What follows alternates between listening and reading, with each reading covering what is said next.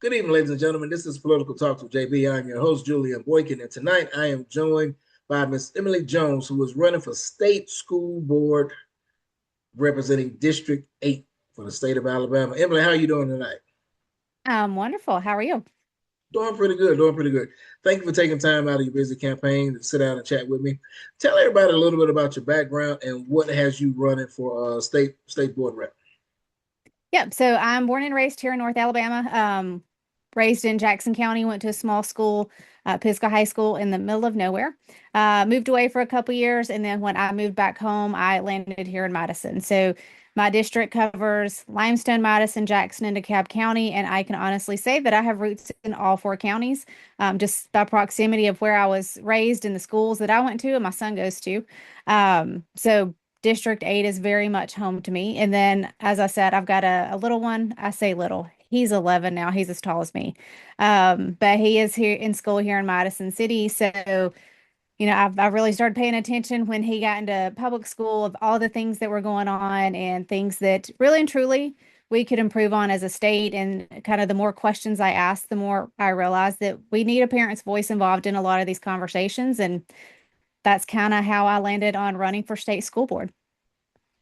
When we talk about the duties of state school board, can you tell everybody a little bit about what the duties are, just in case they're not aware? Yeah, it's actually really simple, and most people don't understand this.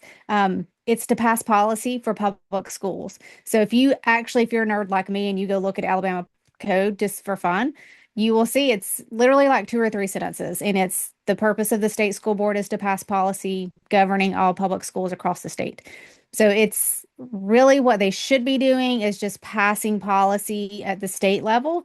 What's happening and has been happening for a really long time is the legislature is having to pass laws. And then once stuff is signed into laws, then the state board is implementing policy to reflect those changes. So my whole thing is let's just move back to where we should be, which is passing policy at the state board level. And if needed, we can pull the legislature into that. But if not, let's just do it ourselves at the state board level like we're supposed to. Well said. When it comes to lottery, it's a hot topic. Some people say we should have it. We can use it towards education, beefing up our roads and infrastructure and things of that nature. What is your stance on the lottery? Mine is probably the unpopular opinion. Mine is that we don't need it. And I come from a very personal perspective on this. My marriage was destroyed through addiction. So I've seen what this does to families. I've seen what it does to kids. So for me, it's a hard pass. There's a lot of things we could do with lottery money.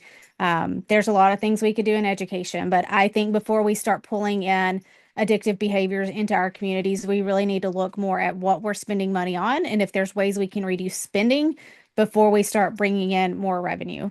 Um, it's like I said, it's probably not the most popular opinion. A lot of people want to make it more of a ballot initiative. I'm not there on it because I think it does destroy homes, it destroys communities, and we really just need to assess whether or not that's what we want to bring in, all under the guise of, helping children and helping education. When we talk about tech, AI in the classroom, what is your stance on that? Because I know it's getting to the point now where I don't even know if kids still have a paperback textbook or are we going strictly laptops now? Yeah. We've spent billions of dollars across the country to have devices, one for one devices over the past 25 years. And I tell people all the time when I graduated high school 25 years ago, literally 25 years ago, Alabama was ranked 47th in the nation when it came to academic education. You fast forward till now, we're 45th. So we spent billions of dollars and wasted 25 years, and we've not gained a whole lot by having more technology in the classroom. And more studies are coming out every day talking about how detrimental these are to education. A simple one is just reading, right? When we grew up learning to read, you had a book and you learned how to read left, right. We still read that way. But with kids learning to read with devices, their eye pattern's actually off. They don't read left, right. They kind of do this zigzag pattern. So when they're doing that, like their brain's not processing correctly, so they're actually not developing true reading skills. Um, right? Reading is foundational to everything we do in life. So there's a lot of issues with devices in the classroom just from a learning perspective that they're not helping our kids. they're also creating massive distractions. I've had parents telling me about kids getting on YouTube and watching videos, music videos in the middle of class because they're bored. They don't want anything else to do, or they don't want to focus on classwork. So, teachers are stuck having to referee all of that. So you've got one teacher, 25 kids, and 25 devices. Your teacher's not able to actually focus on educating kids. So my whole thing is we need to get back to basics. We need to go back to textbooks. We need to do paper and pen like you were talking about. And we're not the only ones that are having this issue. Missouri actually filed legislation on that this past year that said 70% of coursework had to be paper and pen. So it's a growing trend across the nation. I definitely believe it's something we need to look harder at. I think there's probably some aspects of the classroom where we can still keep devices, but for the most part, they need to be cut back majorly, and especially in elementary school. We don't need them at all in elementary school. We need kids learning critical thinking skills and how to just develop or process information before we start introducing technology that offers them shortcuts. Fiscal responsibility. What does that mean to you? Oh, this was my favorite. So fiscal responsibility for me is knowing where your money comes from, how it's being spent, and what your remaining balance is, and what you're going to be doing with that. I have a background in accounting. I've worked DoD budgets for nearly 20 years. Did auditing of the Navy, so fiscal responsibility is something that I've been doing for a very, very, very long time. So for me and my background and my certifications, it's very much of your appropriated money through a legal process.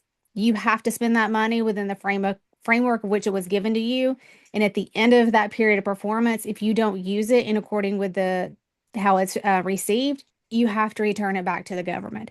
And all of this is for the most part tracked down to the penny. So I think that's where we need to be moving as a state, as Trump's trying to return more power to the states. If that comes through and we're managing our own budgets here within the state, hopefully we are, we need to be able to track that money. If it's Title IX money, it needs to be going to schools that are complying with Title IX regulations. And we're only doing that if we're fiscally responsible and we're tracking things and we're actually monitoring it throughout the process. So I think there's a lot there that we need to be doing that we're not right now. But it's possible, right? We're doing it in the DoD, so we've got to get to a point where we're doing it within the Department of Ed here in the state too. How do we get a better handle on misappropriation of funds, which kind of is I guess, a derivative of fiscal responsibility? Because you and I both know, when you're dealing with DoD money, we spend frivolous all the time, and then once we get towards the end of the contract year or the end of the program, it's like, okay, we may not have enough money, excuse me, to finish it. So how do we get more responsible and not just spend so frivolously? Yeah, I think we've got to do a better job actually setting budgets and being transparent with that. If they're doing it right now, I can't find them, and I've spent a lot of time searching. Um, so I think we've got to do a better job on the pieces that we can handle within state of actually setting a budget, setting parameters around that, and really and truly just having better discussion between, the State Department and local entities to ensure they understand what that funding is used for. I don't think that's happening right now. I've had a lot of conversations with people at the state level, and they kind of look at me funny when I ask these questions. So I think there's a lot of loose spending going on. So I'm sure there are systems in place that are just not being used properly, and we need to get to a point to where we can see that flow of money back and forth and question if something's, really high spending or really low spending, questioning what's going on there so we can kind of, like you're saying, track it better and figure out what to do differently. Is there an audit system, like an internal audit or external audit, the way to track to see so you can have a dollar value when it comes to misappropriation of funds? Or is it just more so you trust the individual? It's more just trust. So our state treasurer rather is Young Boozer, and I asked him the question probably about a month ago, at what point do we do a fiscal audit of state agencies? And he just laughed and he said, there's no such thing. So I think it's a lot of trusting people, trusting agencies, but there's not a lot of true tracking of dollar amounts from one entity to the other, one contract to the other, anything like that. So I offered if I win, I said, well, let's start by auditing the Department of Education for Alabama because I think that would be a good place to start. Educators would, of course, should want to participate in that. And I think it'd be a good place to start. But yeah, the short answer is we don't actually do internal audits, to my knowledge, based on conversations with our state treasurer. Wow. Yeah, shocking. Very, very shocking. If people want to ask additional questions, make a donation to your campaign, how can they get in contact with you? Easiest thing is just to go to my website, Emily Jones for State Board, spell out for FOR. Or you can find me on Facebook, Emily Jones, State Board of Education dash District 8. So either one of those, you can send an email or a message and ask away. Last question. Why should the people of Alabama vote for you as state board? So I say this is an easy one. I have a child in public school. So right now, there is no one that serves on the state board that has a child in public school. There's no one running for this race that has a child in public school. So when you talk about being invested in public education, understanding the urgency, I get that firsthand.